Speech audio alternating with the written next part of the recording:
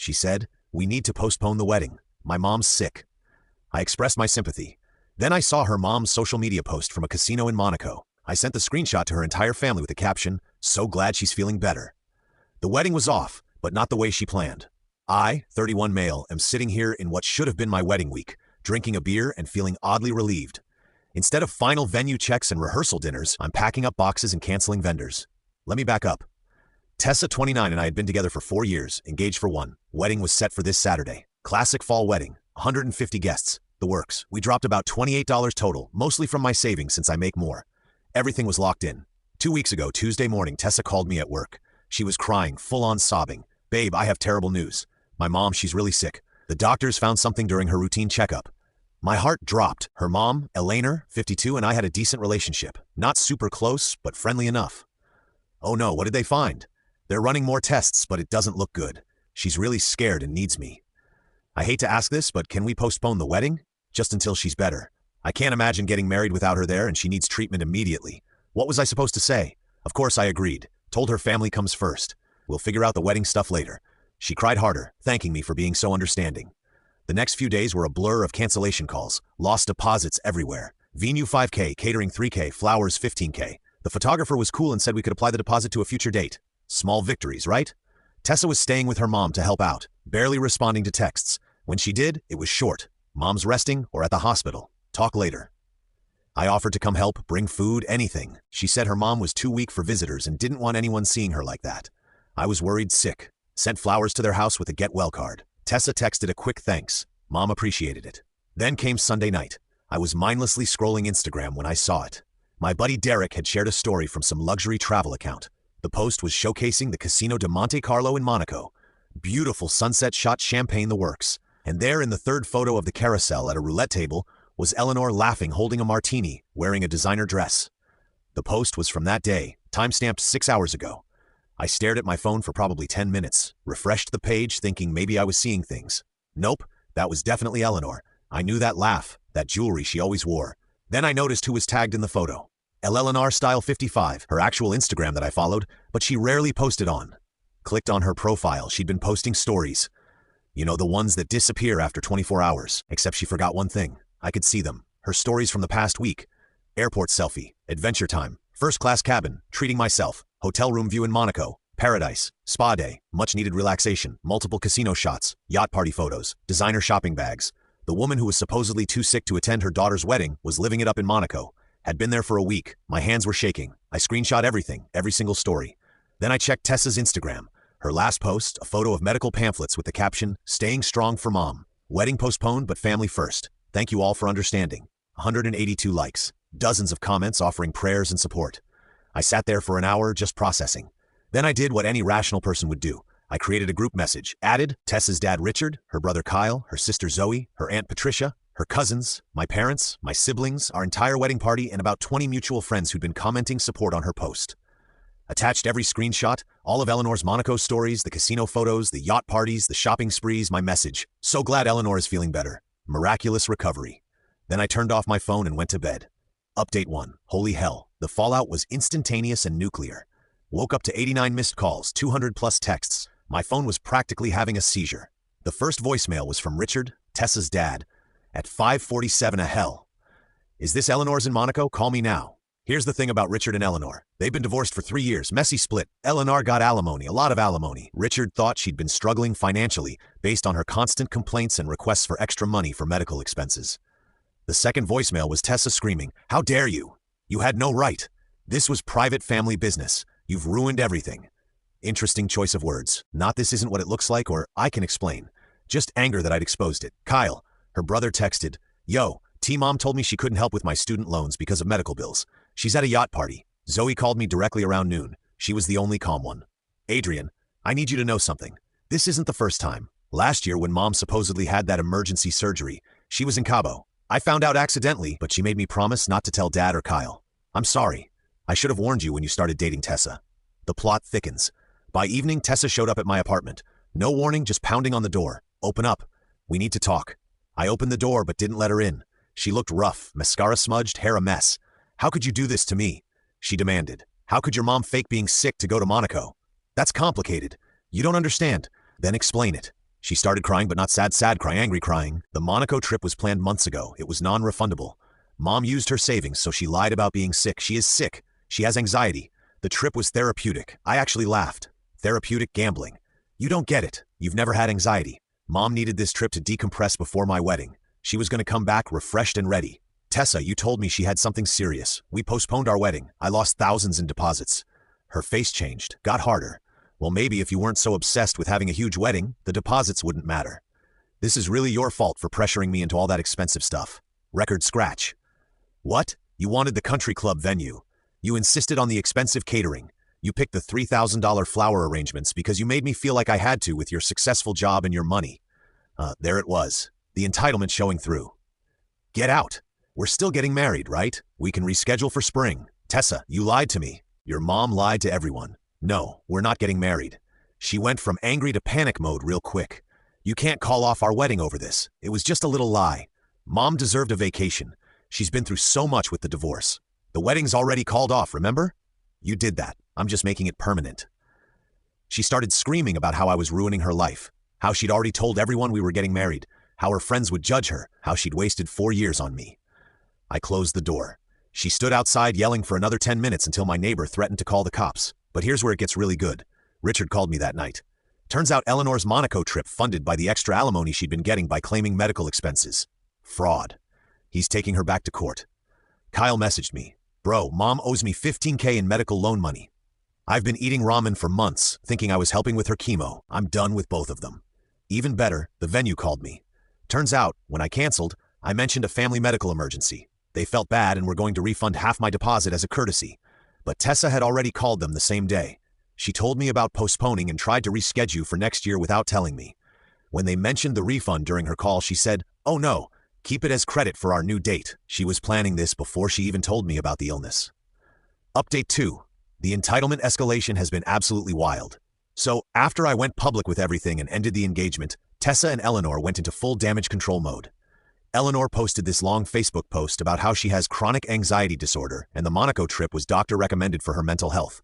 She actually wrote, Adrian's toxic masculinity prevented him from understanding invisible illnesses. Lady, there's literally a photo of you doing shots off an ice luge on a yacht, but the real circus started when Tessa realized I was serious about the breakup. First, she tried the guilt trip, sent me this long email about how I'd abandoned her in her time of need and how she was suffering from caretaker fatigue. Her mom was literally on vacation. She said I should be more understanding because her family processes stress differently. When I didn't respond, she switched tactics, started texting about our shared assets. We don't have any shared assets. We don't even have a joint Netflix account. But she claimed the engagement ring was a mutual purchase because she helped pick it out. She pointed at it in the store. I paid $8 for it. The deposits for the wedding were joint investments in our future.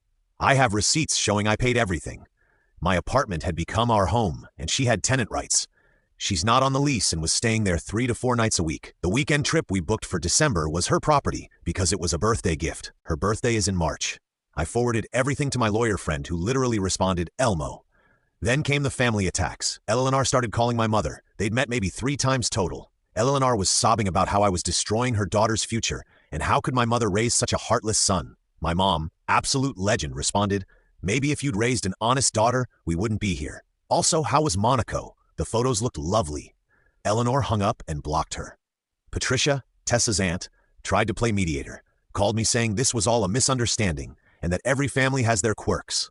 I asked if lying about cancer was a quirk. She said I was being dramatic, that Eleanor never said it was cancer specifically.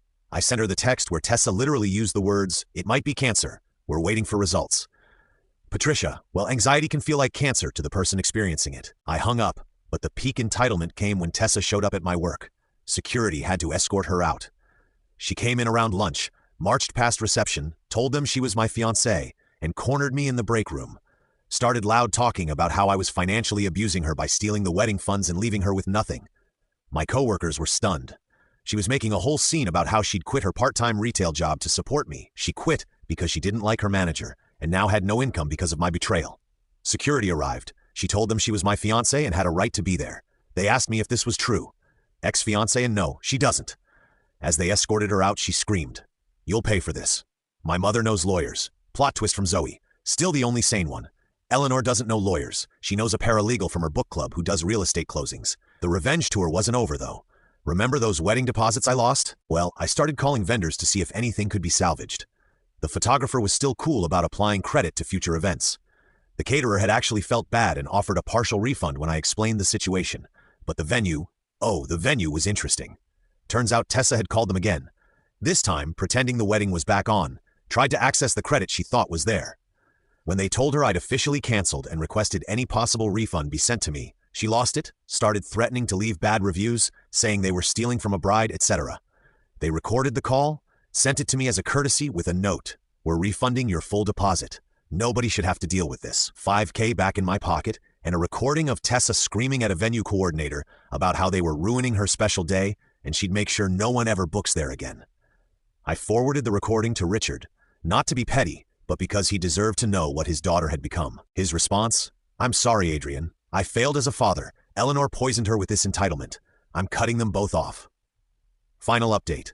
It's been a month since the wedding that never was should have happened. Time for the final update because this story needs its ending.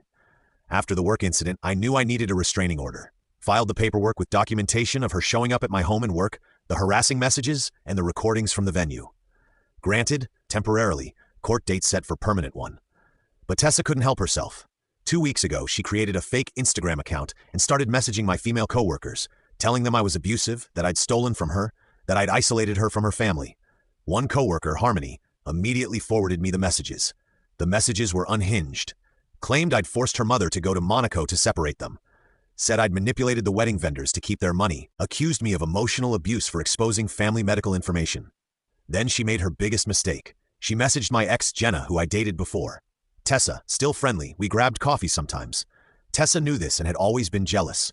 Tessa told Jenna that I'd been cheating with her throughout our relationship. That's why I'd canceled the wedding, because I was planning to leave Tessa for Jenna.